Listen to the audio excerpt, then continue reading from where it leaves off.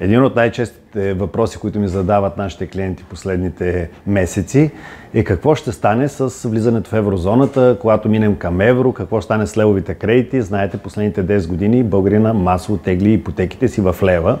Истината е, че няма да стане нищо страшно. Основното притеснение за това, че ще има ли някакво поскъпване, дали би се променил курса, не. Няма да има поскъпване, няма да се промени курса. В нощта на преминаването вашия левов кредит ще се превалутира по 1.95583 и на другата сутрин вие ще имате месечна вноска в евро, но и заплата в евро. Другия голям въпрос е, ще се вържем ли за Юрибор, като влезем в еврозоната? Да, вероятно е част от банките да изберат индекса, защото закона казва, че всички кредити трябва да са вързани за прозрачен пазарен индекс. Част от банките вероятно ще изберат Юрибор и идва опасението. Юрибор последните 2 години много скача.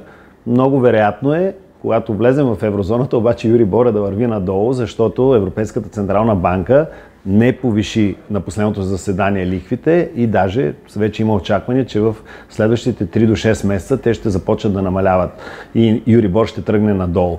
Така че прозрачен пазарен индекс, Юрибор, част от банките ще запазят средната лихва по депозитите, това също няма да се отрази в поскъпването на кредитите. Никой няма интерес от едно такова важно събитие за икономиката на България, преминаването, влизането в еврозоната и преминаването към обединената европейска валута, да се случи някакво рязко поскъпване или някакъв колапс на кредитния пазар. Напротив, по-скоро тенденцията да бъдем в Европа винаги ще помага в това да имаме едни от най-ниските лихви, защото развитите европейски икономики винаги са поддържали най-ниските лихви по ипотечните кредити.